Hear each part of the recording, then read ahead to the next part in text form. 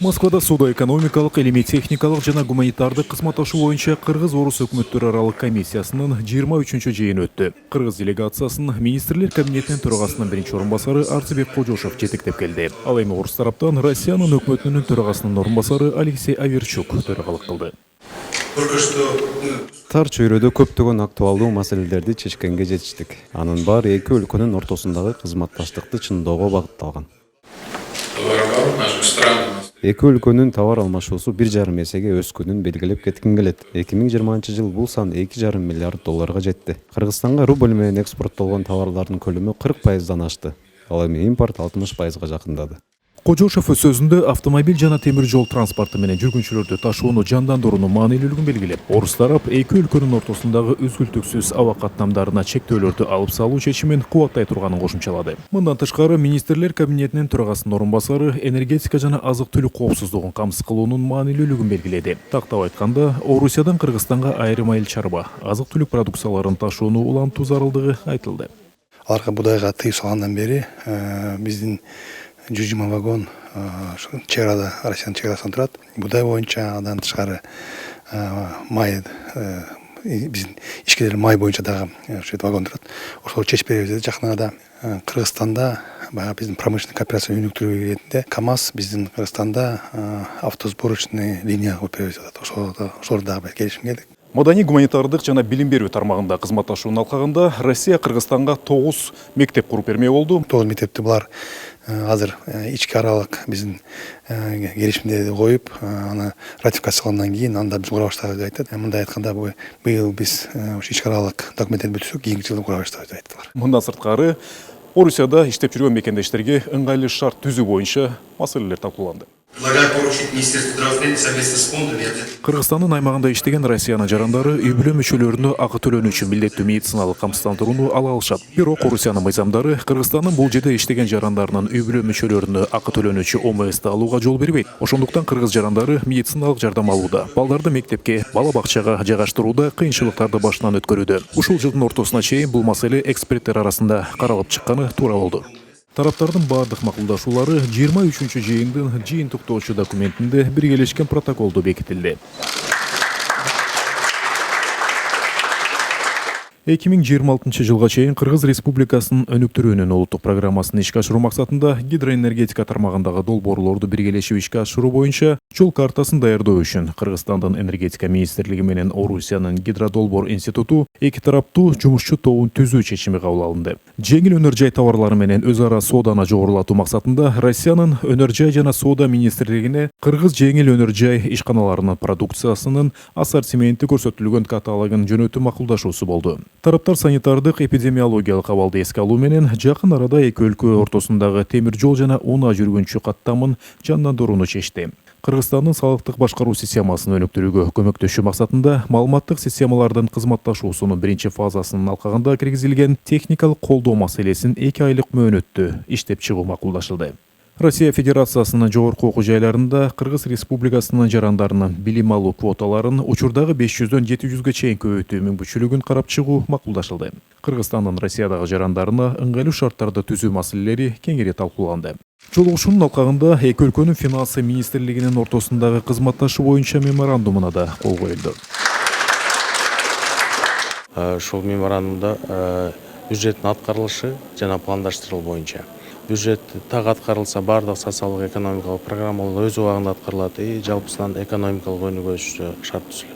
Тараптар ошондой эле Екатеринбургда 9-чу Кыргыз-Орус аймактар аралык конференциясынын жүрүшүндө эки өлкөнүн өкмөттөрүнүн ортосундагы 2026 жылга чейин экономикалык кызматташтык программасына кол коюу ниетин билдиришти. Кыргыз-Орус өкмөттөр аралык комиссиясынын 24-чү жыйыны 2023 жылы Кыргызстанда өтмөк болду.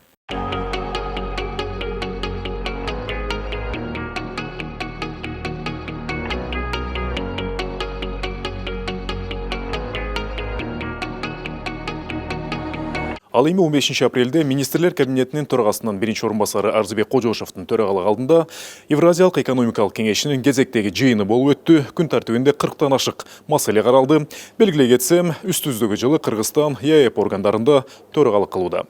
Евразия экономикалык комиссиянын жыйындар залында кызуу талаш тартыштар жүрүп, ар бир өлкөнүн өкүлдөрү өз мамлекетинин кызыкчылыгын колдон чыгарбоонун үстүндө иш алып барууда. Вот насколько необходимо, актуально сегодня этот вопрос рассматривать. Угуу залы деп аталган жерде жыйындын жүрүшүн эксперттер тыкыр көзөмөлдөп турушат. Консультациялар, тар чөйрөдөгү жолугушуулар, коридорлорду күйүр шыбыр кептер. Көп учурда кеңештин иши таң эрте башталып, түн бери окумга чейин созулат. Могут в любой момент позвать в зал заседаний, если будут какие-то уточняющие Давайте без видео, пожалуйста. вопросы. Ну как без видео? А какие вопросы будете поднимать? Какие вопросы будут обсуждаться именно касательно сельского хозяйства? Ну, сегодня мы хотели бы утвердить порядок взаимодействия государственных органов при получении статуса Международного эпизоотического бюро.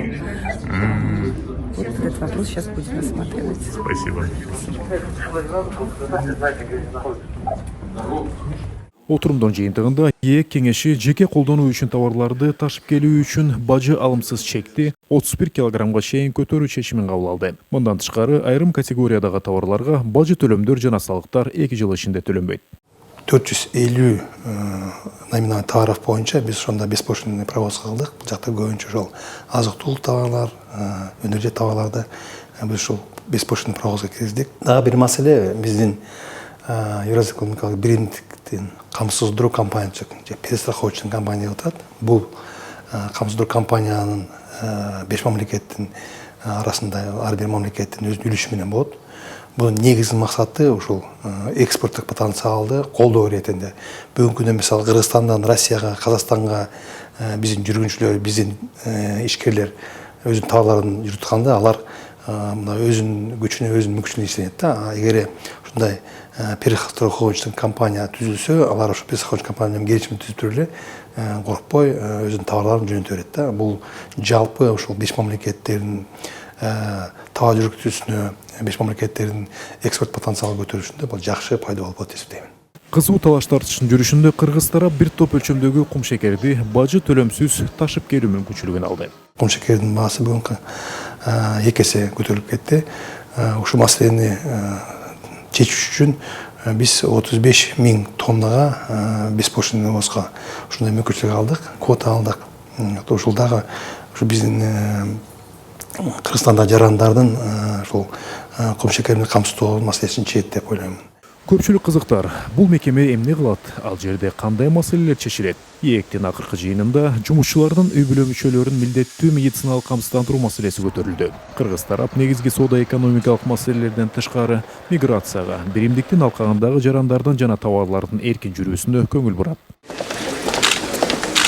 Вице-премьерлер башка маселелер менен катар май айынын аягында Кыргызстанда өтө турган жогорку Евразиялык экономикалык кеңештин жыйынынын күн тартибин бекитишти. Белгилей кетсек, жыйындын алкагында биринчи жолу глобалдык өзгөрүүлөрдүн доорундагы экономикалык интеграция, инвестициялык активдүүлүк үчүн жаңы мүмкүнчүлүктөр деп аталган форум өтөт.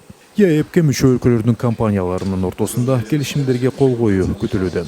Евразия экономикалык биримдиктин тарыхында биринчи жолу экономикалык форум болуп, бул экономикалык форум мурда да башка мамлекеттер өткөрөбүз деген, бирок ковидке байланыштуу өтпөй калган.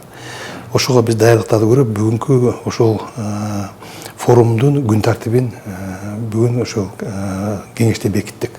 ЕЭК кеңешинин жыйыны ай сайын өтүп турат. Анда кабыл алынган чечимдер ЕЭП өлкөлөрүнүн бардык жарандарына таасирин тийгизбей койбойт.